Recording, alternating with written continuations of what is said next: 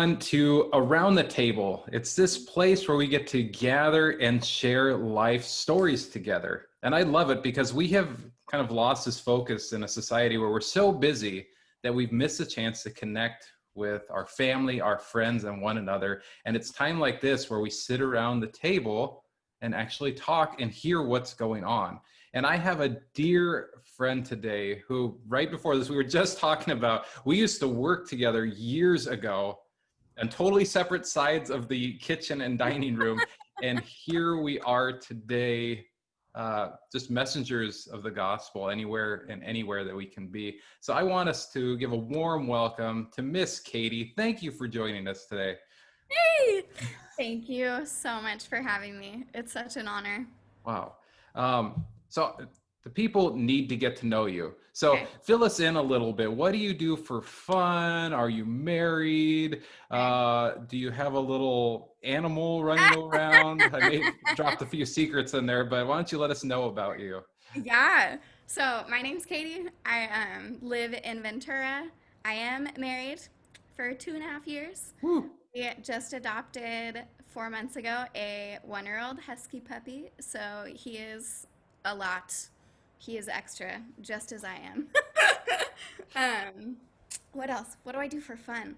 I love to take my dog on walks. I grew up racing motocross, and I am healthy enough to start doing that again. So that's awesome.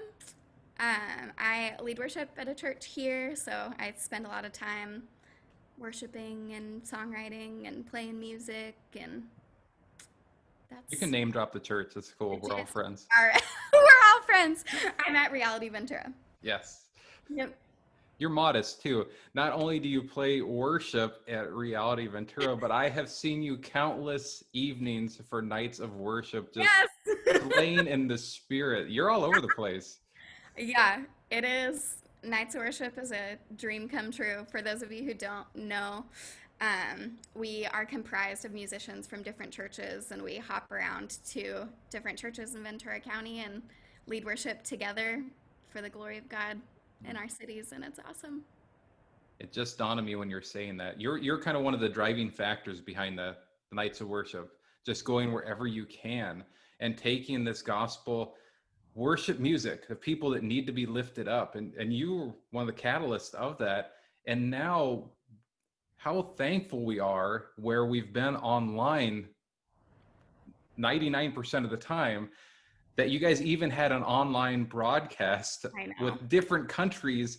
Like you guys Right? were prepping for the storm that was about to happen. So God must have told you Yeah. something, because we desperately needed this, and you have been moving in that direction. So thank you for listening to his call and being part of that.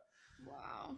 Yeah. But people, if you haven't checked out Nights of Worship, please do that. They have a website, and we will put that in our comment section too. Also, if you get a chance, check out Reality and listen to some of this amazing worship music that they do. What was the last song that you did an original song? Kingdom Yeah. Come? Is that the Yeah, so we have two originals out on YouTube right now, Let Your Kingdom Come and King is on the Move. nice? Yep. I personally like Kingdom Come. Like it's an awesome song, man. That was so Yeah. good. It's- Yeah, it's got all the goods in there. It's got some yeah, reggae flavor, it's got some rap. It's an experience. yeah. It has that little beat where you have to drop the. Hmm. Okay, that's good. But this is one of the things about Katie, is that she is a tremendously fun person. You always have a smile on your face. You're always very uplifting and encouraging. It seems like you don't have a care in the world, or you're bothered by anything. Hmm. But one of the reasons why I wanted to bring you on today is because I have heard about some of the things that you had to deal with behind the scenes. And I believe there are people that may be going through something very similar, where there are some people losing hope and wanting to give up, that life keeps getting piled higher and higher, and they don't see an escape. And I want them to hear from a heart that has been hurt before, yet overcome and been healed at the same time. So that's why Katie's a part of this. But before we get into this deep stuff I was just talking about, we are not around the table because we're still doing this distancing thing. So I just want to ask you, if you were around your perfect dinner table, what is one meal that has to be out? Gosh. Wow. Yeah. I love food, but my first instinct is a good burger. I just really want us to be barbecuing burgers. I want bacon on my burger, some cheese, avocado, and a nice green salad on the side. No. It's messy. You don't look cute eating it, but it's delicious. Yeah. That's the best kind of food. If it's not all over, isn't that the slogan? I can't say that. We'll probably get sued. If it's not all over the place, it's in our faces. But yes, I agree. That one. All right. So we're around the table and we're going to share some insight. We're going to get real, we're going to get raw, and we're just going to hear about some of life's struggles and also some of life's blessings. So one of the things that you do remarkably well is that social media can be a dangerous thing. If you turn it on, there is a lot of arguing, there's a lot of hate, there's a lot of pain that's being shared on social media. But you've used it for a different platform. And like I said, we've been friends for a few years, and I've been able to see a lot of your posts. So you post a lot of uplifting and real life happenings on social media, things that are like, this is happening in my life, and I'm just going to share it all right Yeah. now, and I'm going to pour it out there. So what inspires these posts? Like how do you get the fingers on a keyboard and just start writing? Totally. So I've been writing to process emotions since I was a little girl. Hi, kitty friend. I know. Sorry. Just had to acknowledge it, you know? Yeah. Yeah, I've been writing since I was little to process emotion. Just didn't really know how to process any other way than through writing. So it's been cathartic for me. And spoiler alert, I got diagnosed with Lyme disease in 2012 and was almost instantly bedridden about 50% of the time. And I realized that in my lack of community face to face, that there was a community of people online that also couldn't get out of bed, which is a wild thing to think about. And at first, it was kind of just connecting with other people. Like, I didn't know what I was doing treatment wise or battling this thing that is pretty hopeless. There's currently no cure for Lyme disease and the host of things that came with it. But um, yeah, originally it was just sharing and using hashtags to find people. And maybe about 2 years ago, God reminded me of this word that He gave me when I first got sick. Was, Katie, you have a heart for the mission field. You have a heart for the world. But what if right now in your life your mission field is social media, where you can be talking to someone in another country right here? And the majority of people that are battling this stuff don't have hope. They don't know Jesus. And I kind of pivoted, I guess. It's not something that I do for money. It's just something that I do to help my heart and just to write for other people. But I just decided, man, I think that God has taught me a lot through this that I think other people need to hear. And so I kind of pivoted to write for people instead of writing for myself. And I'll let you in on a little secret. I often will write a bunch of notes on my computer when I'm just feeling like I need to process some stuff with the Lord right now. And a lot of them I never post, but a lot of them I'll save them and I'll ask the Lord, do you want me to post that today? And a lot of the times He says, no, don't post that today. And so I wait until I get the green light and just pray every time, like, Lord, let this minister to people where they're at. Maybe I needed this a month ago, but these people need it today. So that's kind of the process. It's both a, uh, way of processing for me, but also releasing all of this stuff that's burning in me at all times, which is where we have an outlet right now in the world. Yeah. Well, Yeah. that is key what you're saying, because a lot of the times we bottle things up, and you're saying that you take notes by yourself, like you just get it out, so it's out in the open. I kind of envision that it's just you're releasing it to God to handle it. And the fact that you listen to him saying, okay, you don't need to post this. It's like your own letting out some of the steam from the tea kettle before it just boils Sure. over. So that's amazing that you do that, and the way that you listen to God. So, I Yeah. mean, if anyone's listening, that's a beautiful way. Get a journal, right? Go on Yes. Amazon as we're talking right now, order 10 journals just so you can start, putting these things down. Yeah. Um, but also your social media post um, shares your heart and what a gifted writer you are, and how you can, you know, enter people's hearts in such a special way. And you do that with worship too. How do you get in this moment of just raw emotional worship and let the words just come to you? How does the spirit enter you and just, there it is, everybody? Yeah. It's it's funny thinking about these types of things because I think often we look at someone who's prophetic or outspoken or on a stage and think they've probably always been like that. And I think back to, I mean, 2012 when I think I met you. I went to YWAM and had maybe some inkling that I could hear the voice of God, but YWAM was the first time where I was like, oh my gosh, this is a reality that God wants to speak to us at all times, whether it's through his word, whether it's through a vision, whether it's through a dream. Like, he wants to speak to us. And I think that he's been speaking to me the whole time. I just thought that it wasn't him because it felt natural to me. Mm, And I am like one of the biggest revelations I had during YWAM was if the Holy Spirit is living inside of me, then why do I think that it's going to sound like this external voice or this like writing, in the clouds or some thing that feels out there? But rather, he's using, I'm a feely person, so often I will feel things before I ever know what they are. So that's kind of the process. And on the worship side, when I first got diagnosed with illness, it was after I came back from YWAM. I would often be in excruciating pain and I didn't know what to do. And the Lord would tell me to worship. And so I would walk with my little guitar downstairs in this dusty garage in my house in Santa Barbara. And I would just worship and cry.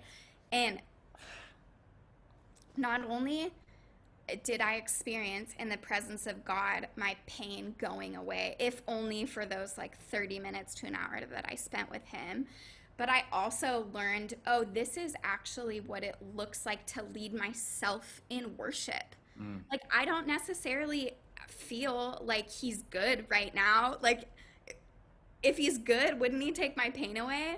But instead, I want to come and offer up this, like, well, I'm in excruciating pain and I want to trust that you're good. And I want to declare these songs like, you're my healer. I believe you for the impossible, even when I don't quite feel it yet. So it's like this multifaceted process that I've been walking through to both hear the voice of God and trust that it's the voice of God by like testing it out, yeah. I still I still get it wrong. I think I'm feeling led to share this story because it might encourage someone.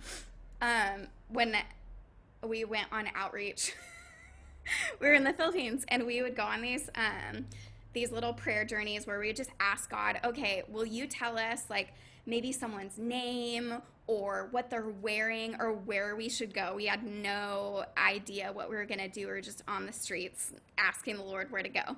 And so we're feeling led to go over to we go up the stairs and we're standing on the second story of this little building, and there's an opening on the other side, and I see a man with one leg.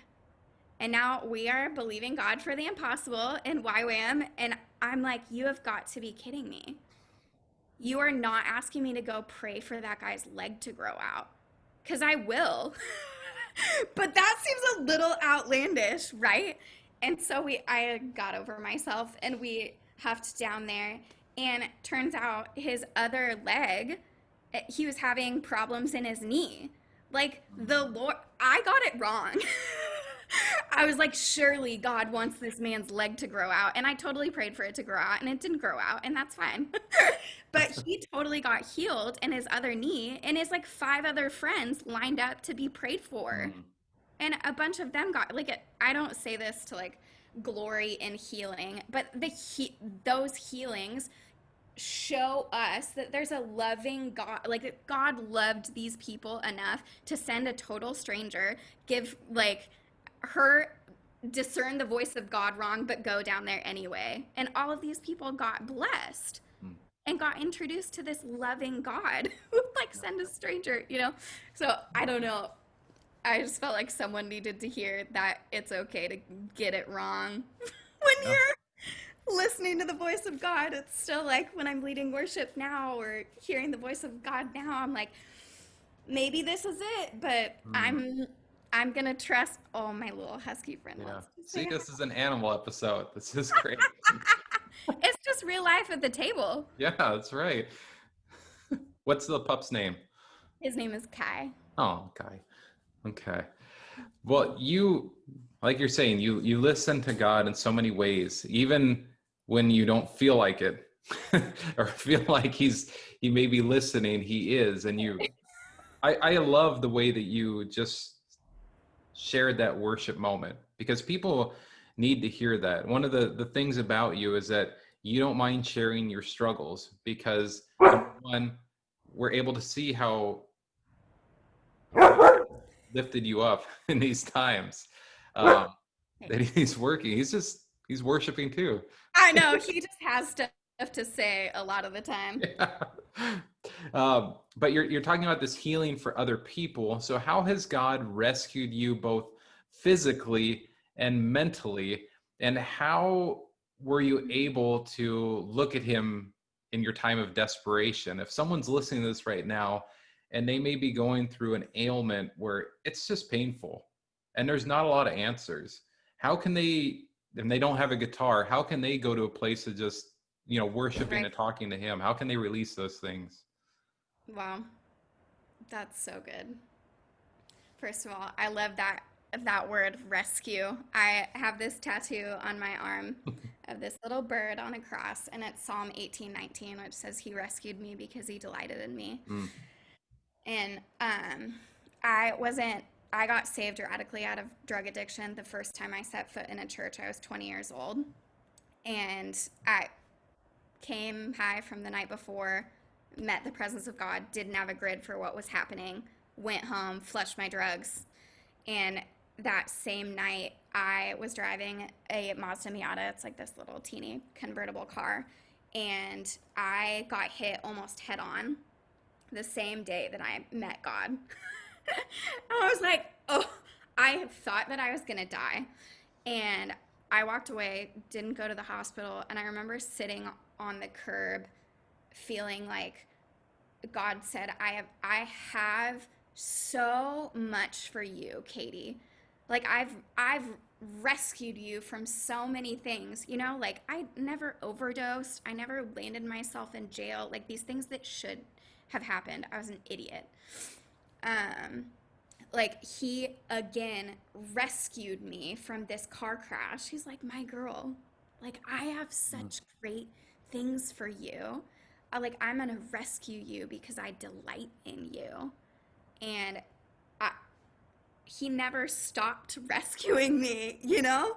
I like have always seen him as a rescuer, and I think that that's shaped a lot of how I've walked with illness or walked with suffering. Like, okay, in these times when my illness got really bad, I was having multiple seizures a day, probably like 85% bedridden, didn't have a license, was pretty bad. A lot of nights went to bed not knowing if I was going to wake up the next day. And I so clearly remember some of those nights feeling so terrified and like, God, you rescued me then. I trust that you're Mm. going to rescue me now. Like, please speak to me. Please show me something. And I don't have a grid for this, y'all, but I would feel physical arms come around me. And like the seizure doesn't stop, like the pain doesn't stop, but I feel arms around me and I know that I'm gonna be okay. Like so often I'd be having a seizure and feel and like, okay, God, I'm like coherent during most of my seizures. It's bizarre. Um, it's probably the Lord. But I oftentimes would ask him like, please show me where you are, or just like show me that I'm okay, because it's like I'm not in control of my body. um and same thing, he would just show me like he's right there. Like I don't understand why he didn't just take the illness away or why I suffered, but I do know that every moment of like fear or weakness or desperation, he was there. Mm. Like he's Emmanuel, God with me, no matter what. Like that's the promise for the suffering person, is that he's with us.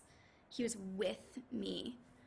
And that desperation, I'm like, I don't think I know how to be anything but desperate, you know? Like when from the time I started walking with the, I know this isn't everyone's story, but from the time I started walking with the Lord, like I didn't have the finances to go to YWAM, like didn't got kicked out of my house while I was having seizures, like all this stuff.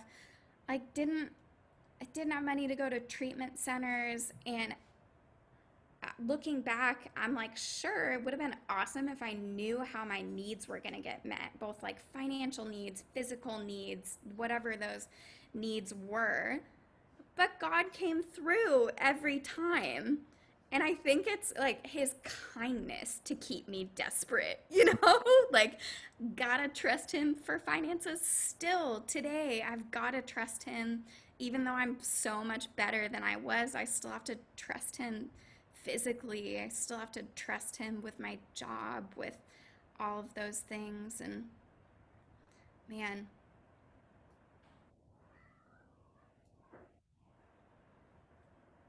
yeah, I just think I would want to say to the suffering person that it's actually, I know this can sound trite if you don't know like the depth of suffering that I've walked through, but I'll say it anyway. I consider it a privilege to know him in his sufferings. Mm. Yeah.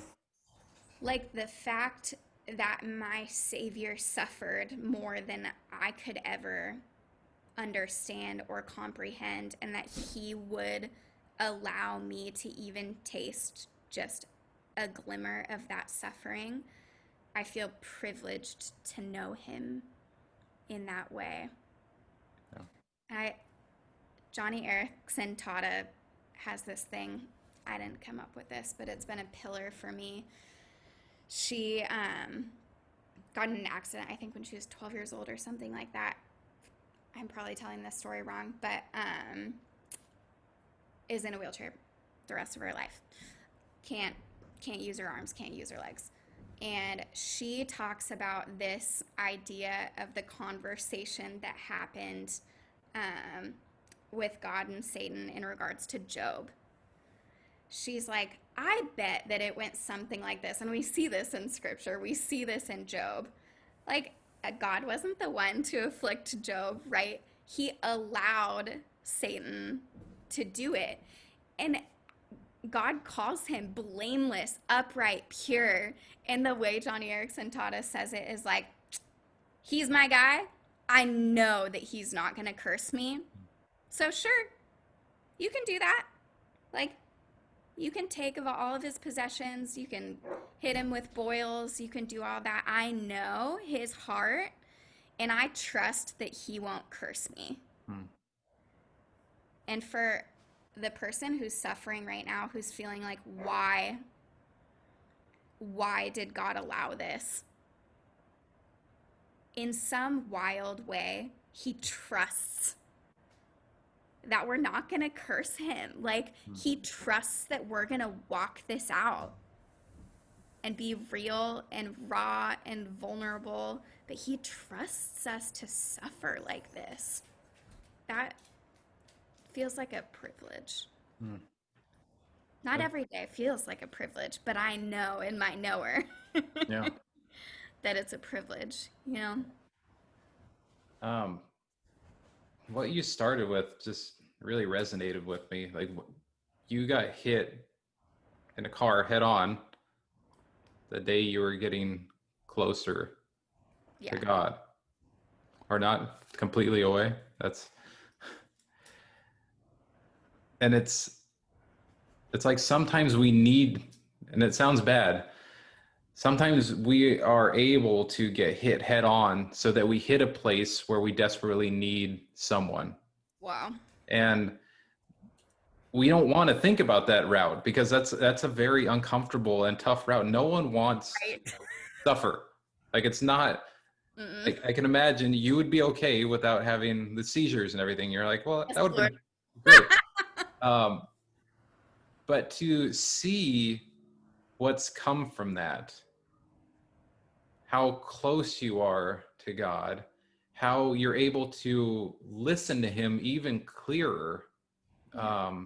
What you're saying that this has happened for a reason, and you're someone that is able to decipher what God's truly trying to say. And the only way that I feel like that's happened is because you've pretty much walked hand in hand with him and trusted him and relied on him to pull you out of these situations. To Right. say a statement like, I'm not sure if I was going to wake up the next day, that's pretty much handing your whole life over to God and say, hey, if I wake up another day, then I have a job to do, that you have equipped me for something. So if there are people listening to this that are going through hell and back and are in a lot of pain, and it seems like there is no glimmer of hope, each day is a blessing that he's installing to us, that you know what, there's a calling, there's something you need to do in your life, and Right. your testimony to that. So Mhm.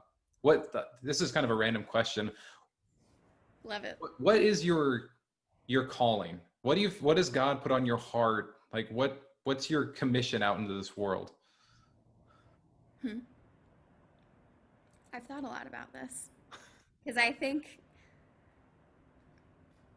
when I was a YWAMer, that's a question you ask, right? You're like, God, what is my calling? And when I thought of calling, then I thought, clearly you could call me to be a missionary, like worship leader, songwriter, whatever, you know? Like I felt a little naive, which, yeah, I was. Um, and over the last couple years, I have seen that calling is not so much like a position or a vocation even. Like I don't get paid to do ministry, you know. That's not my story right now, but my call is to set the captives free. So that could look like writing an Instagram post, but that also could look like screaming a song at the top of my lungs at a worship night. Like that could look like speaking at a conference. That could look like going to a hospital and praying for people, you know? I think the way that I experienced freedom in one moment where no one preached the gospel for me. I got saved in worship. I didn't have a grid for what was happening other than my life needed to change. I needed to stop doing drugs and I needed to go buy a Bible because that's what Christians do. That was like Yeah. my, I, like, I don't, God set the captive free through someone's worship. Yeah. And they might not ever know. But yeah, I would say that I live and breathe to see people set free. Hmm. That's a beautiful picture. Mhm. Um, has it always been easy. When I listen to you, it makes me second guess, like, why haven't I just trusted in God all along? Like every little thing that happens, like I get nervous sometimes. Like you make it seem really easy. Ah, Uh, has it has it been a struggle through some of the seizures or through some of the pain, or even in the midst of not knowing of a fluctuating income? Has it ever been really tough? Like, and if someone's in a tough spot, how do we climb out of that hole we're digging ourselves in? Like, has it always been easy for you to try to hold on to this? no. My husband knows. If he was in the room, he'd be laughing. Yeah. I will say my disposition, my personality, for all the Enneagram junkies, I'm a 7 through and through. So I think that that has set me up for success. You know, I have the ability to find a silver lining no matter what. I think because I have to, otherwise I will die. Mm. You know, not physically die, but Yeah. I I have to find a silver lining. And so I that's been work for me a lot, you know? Like, so I just came back where I like prayed for people who got out of comas. Mm. And you're telling me that like I'm stuck in bed with this incurable condition and you can't do anything about it?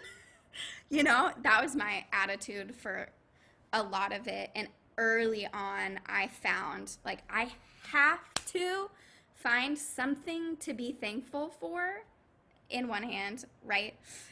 And in the other hand, I have to be honest with God.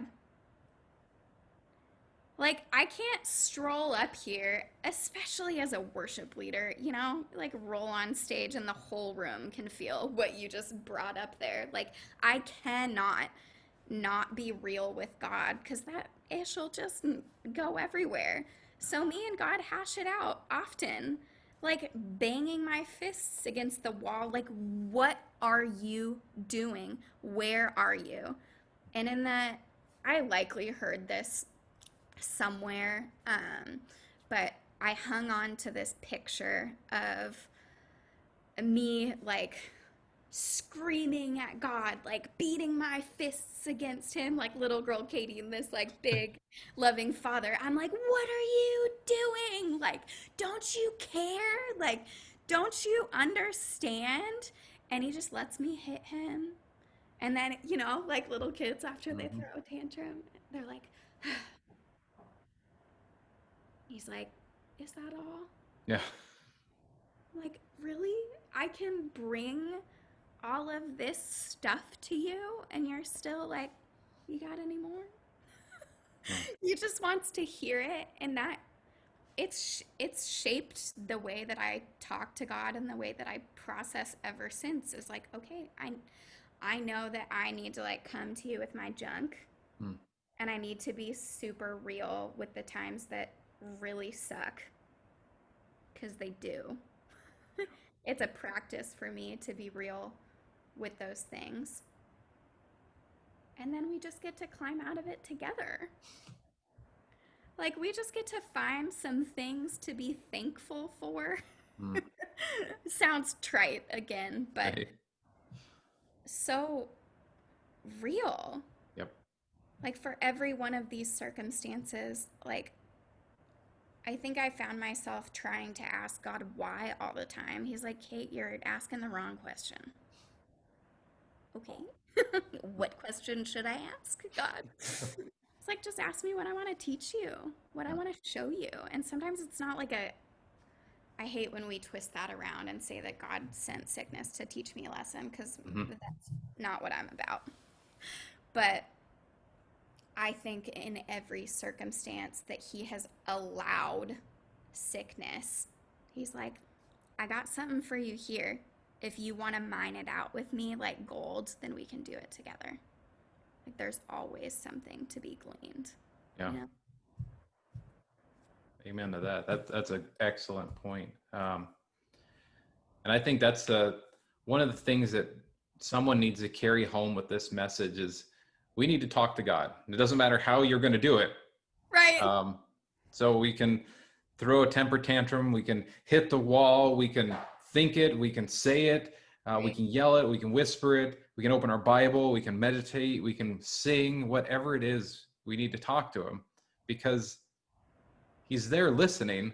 Mhm. And it's at that place like he's able to then speak back into us and answer some things. So that's my next question I want to get to with you. So I consider you, I think the best way to describe it, a spirit-led worshiper. Um, that being said, I can count on you when I've seen you lead worship, just hands up, and you're offering it all to God. And like you throw prayers in your worship. You were just going. It's kind of seemed like whatever God wants to say in that moment, or whatever he wants to do, you're going to do it. You're just a vessel. Um, so you do whatever God puts on your heart. How did you get to this place to hear Him so clearly? So I know you're talking to Him. What's that next step? You said something beautifully, and I'm going to mess it up just a little bit ago. It's this internal voice. Um, so how can someone else get to this place to hear him so clearly? Totally. I'll tell you, I've struggled with this. I've been going on a lot of runs and walks recently, talking to him like, "Hey, a little direction would be awesome. And how's any sound? You just Right. let's go." So how do we do this? Yeah, man, I kind of touched on this a little bit earlier. I think that that journey for me really took off during YWAM, and I think that the main thing there was I had a safe place to get it wrong. Mm, You know? Like, not only did I realize, oh, God wants to talk to us all, that I realized, oh, He talks to us all differently. Like, I likely won't get an elaborate picture or visions with like architectural stuff because I'm like creative and swirly. Why would God talk to me like that when that's not the language that I understand? So I started realizing, okay, often when God speaks to me, I feel it. Like if I'm praying for someone, I will feel either an emotion or a like physical pain in my body. Like God knows that I'm a feely person. So he's like, "Okay, let's let's use this." mm, Like she knows how to feel those things.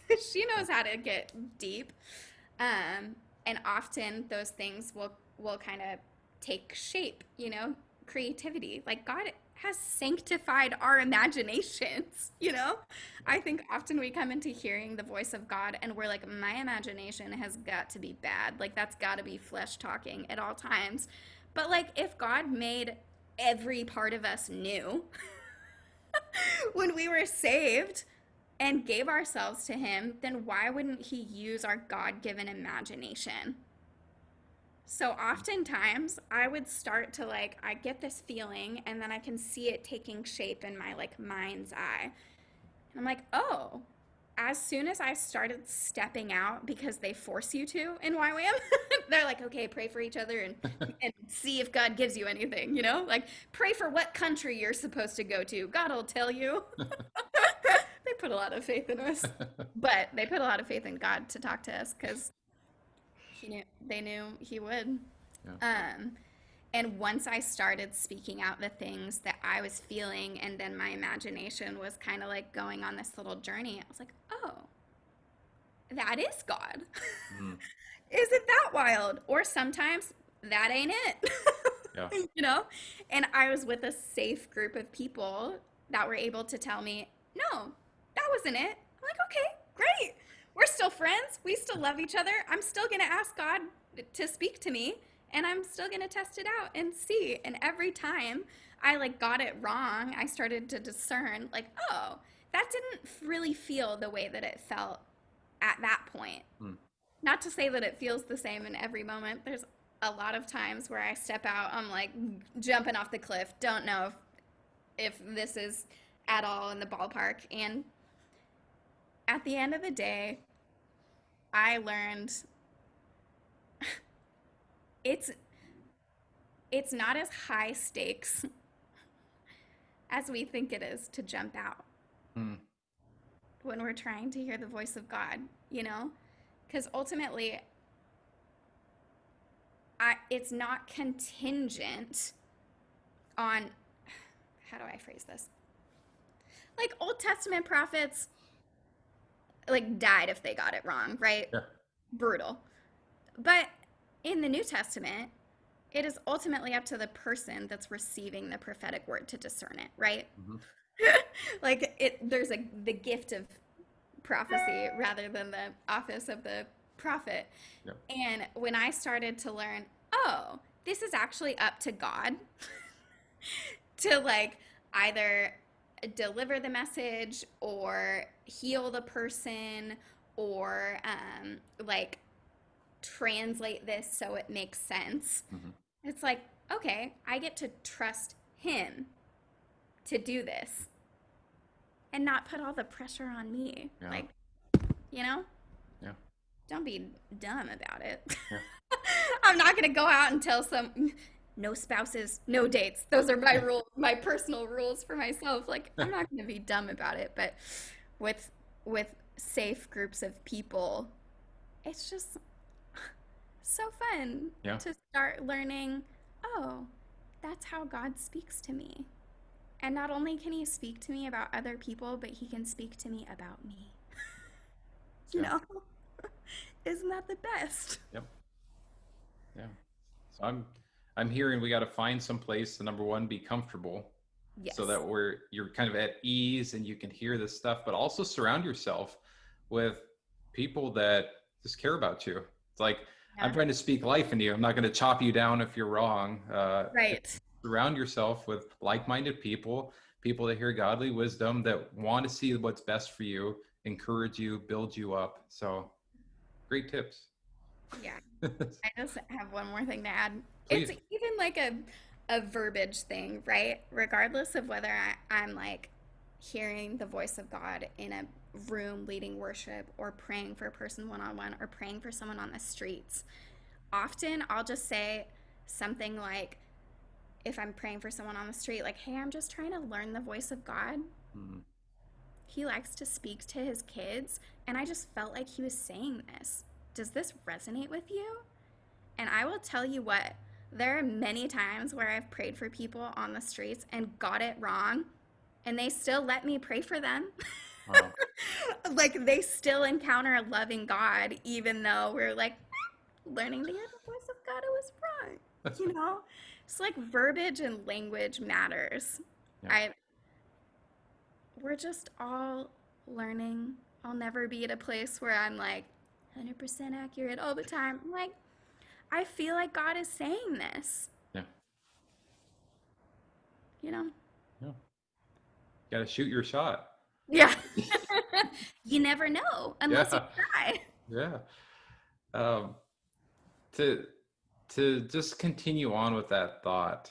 So you're hearing from God, you're moving forward, you're using what he tells you to put forward on social media to, let's just say what you're saying, set the captives free, encourage people, give Yeah. an uplifting message.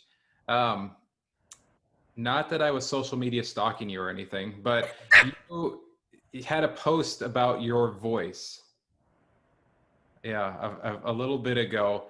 And as I was reading that, I get to deal with families at my church, home church. I also get to deal with the youth. And it's like this voice concept is, I wanted to just print it out and say, here, all my Mm, youth, read this right now. Can you wow. just go in a little bit of that whole message you were trying to post with that and the idea behind it, and tell people what it is, instead of it's just like your voice, this is what Dustin's saying. What was For sure. everything behind it? Yeah. Oh gosh, this is fresh. I put on waterproof mascara and because I thought I might cry. Um, I I've been singing all my life, right? So this pertains to both my singing voice and my voice as a human. Um, I've been singing all my life, and when I met Jesus, I there was this power in my voice that I did not know I had. It was like I used my voice for the purpose that it was intended to, and God showed me a new aspect of it. And I was super into hardcore music in high school. I wanted to be a clean singer for a melodic hardcore band. So I'm like a pretty raw singer because of my influences. And when I first started singing on worship teams, comparison crept in so quick. I was like, I don't sound like them. I'm not a technical singer. I've been singing my whole life, but I've never had voice lessons. I don't have like a polished, pretty voice. It's just not it. And for a lot of years, I let it discourage me.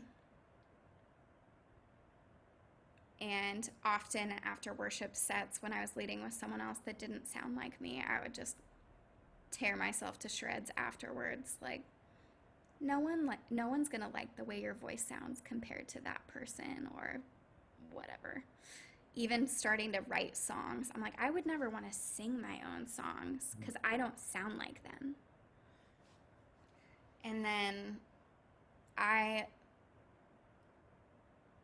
participated in this Facebook challenge. I don't know how God directs me to these things, but He does. And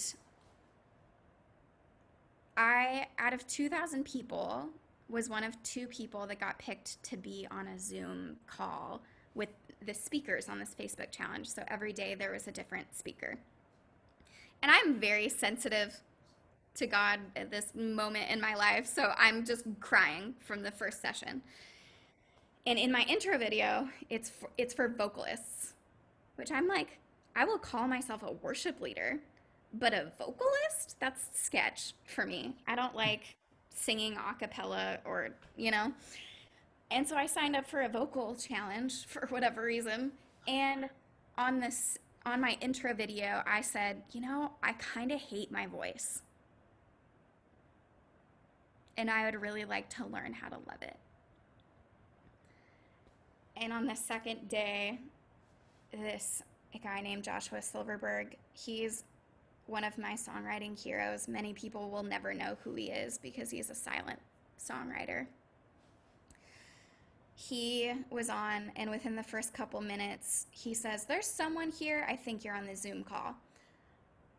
It was multiple people, but there's someone here. You've actually said out loud that you hate your voice, and you've spoken curses over your voice, and you need to repent. Like, God gave you that voice, and God gave you that voice with a message, and your voice was created to carry that message. I'm like losing my mind. And he ends up praying for all of us, and then he prayed for me specifically, and it was radical. It changed my life. But the thing that changed my life was he asked this question: why are you cursing what God called blessed? Wow. Like, when you say that you hate your voice, you're actually cursing something that God gave you. And it was His pleasure to give it to you.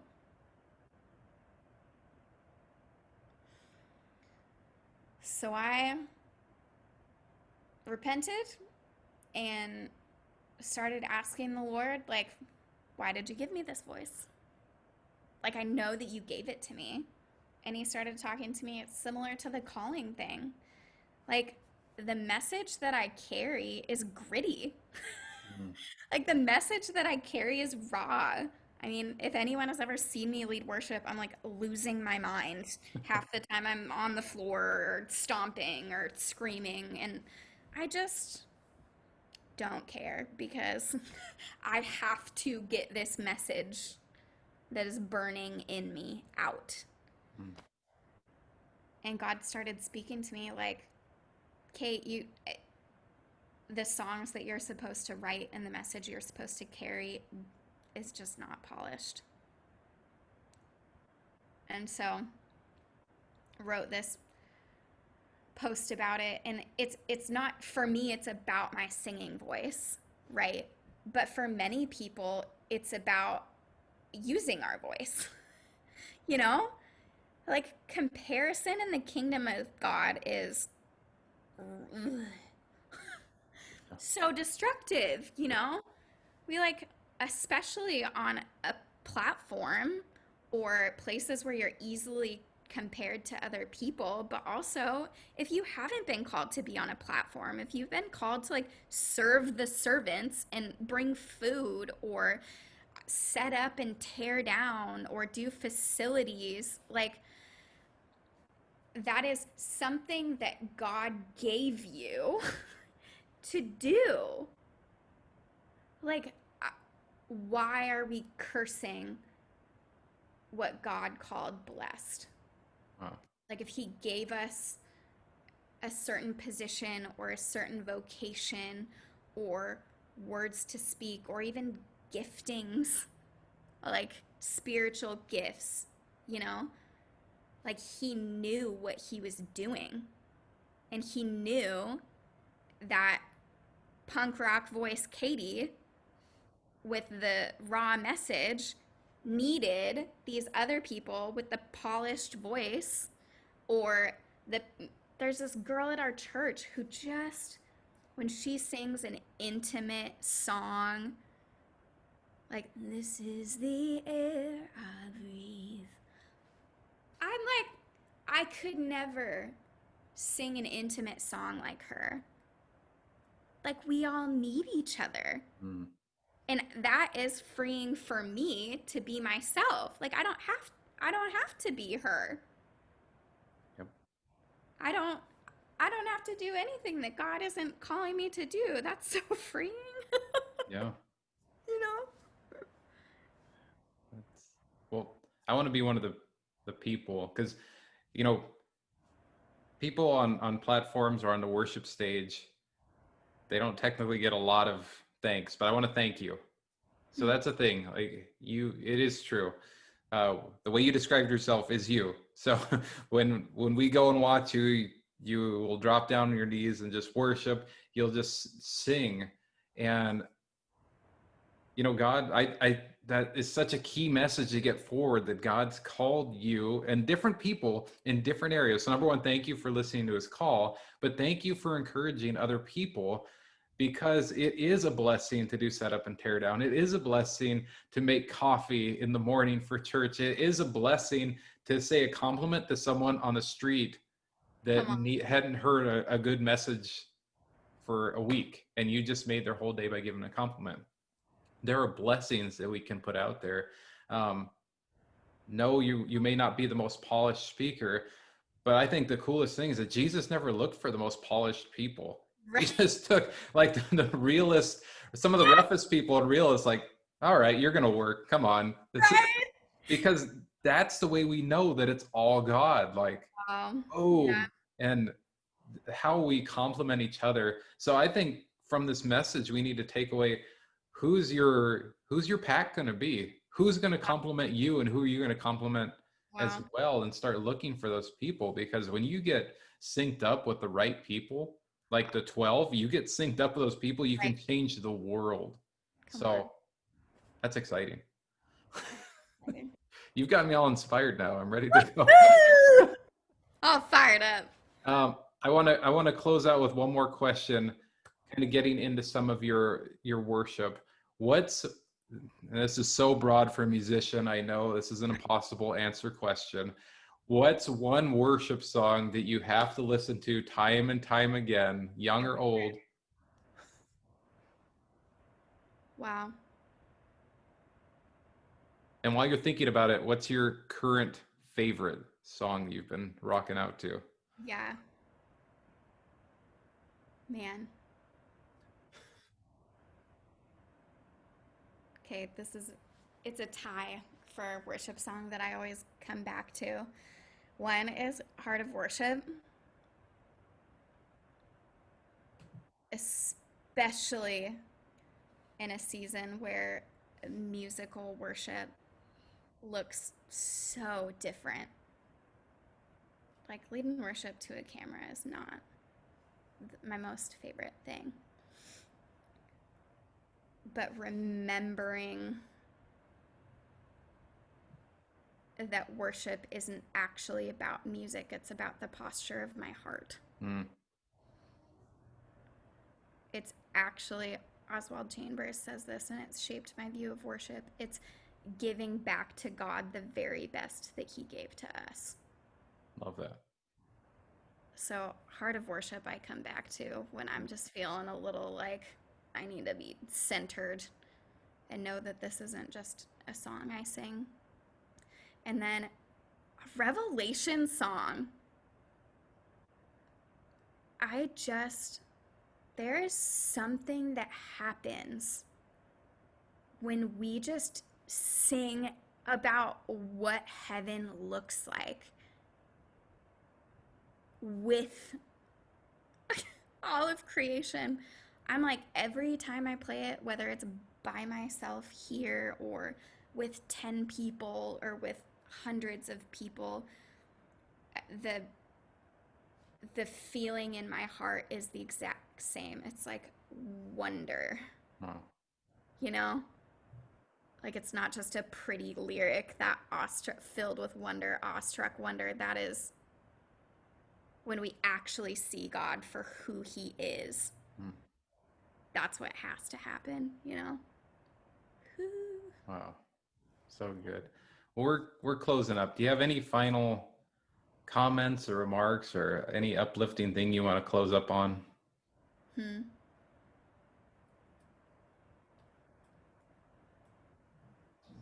Well, I just felt like in a similar vein with that voice comment that whoever is listening or watching just needs to know that God, how do I say this? He made you the way that He made you on purpose. He knew that the world needed what you carry and how you carry it. And the people that you're going to minister to and the people that are going to know Jesus through your life need to hear it the way that you say it or speak it or live it. I just felt like the Lord wanted to encourage us all that He knew what He was doing when He made us. He knew what He was doing when He made you. He wouldn't have made you another way if He wanted you to be that way. He made you specific with a specific purpose in mind. And you just get to live it out and fill it out. Wow. That's deep stuff. That is, thank you for sharing that. But that's true. I mean, those listening, if you are facing an obstacle or you're feeling defeated, um, I think the words what that Katie is saying is that God is going to use whatever He can use in your life for the better. And you have gone through some serious pains and growth in your very own life, and here you are uplifting people from what you have gone through to let them know there is hope, that they can make it out of whatever they're facing, that the pain is not going to last forever. But the most important thing is that you have just clinged to God from these deep dark moments, and after you've clinged to God, He's just equipped you for so much. So I want to echo that point, is that there are people out there that are ready to start moving and they've been scared, and I Wow. think a message like this is like, okay, stop being scared and Wow. start stepping out. It's just, Wow. we need this movement more than ever. So from the bottom of my heart, number one, thank you for being a million years ago an awesome coworker. But thank you for bringing, now it's, I was gonna say this county into a new place of worship, but like I said, you just did a global nights of worship. So thank you for bringing the worship into the world in a different way, and just being open, because you nailed it. We need the rawness. God needs the rawness. That's what it is. We need to just say no more high productions, no more all this stuff. Just Me, you, God, let's make this happen. So thank you for your heart. Thank you for your kindness. And thank you for your posts. I'm also going to put your social media tags in these comments. So please subscribe to Katie's social media feed. I promise you will get uplifted and get blessed by reading these posts. So thank you for all you do and being who you are and listening to who God always wanted you to be. So thank you. And we will see you guys next time around the table. Yes. All right. Take care.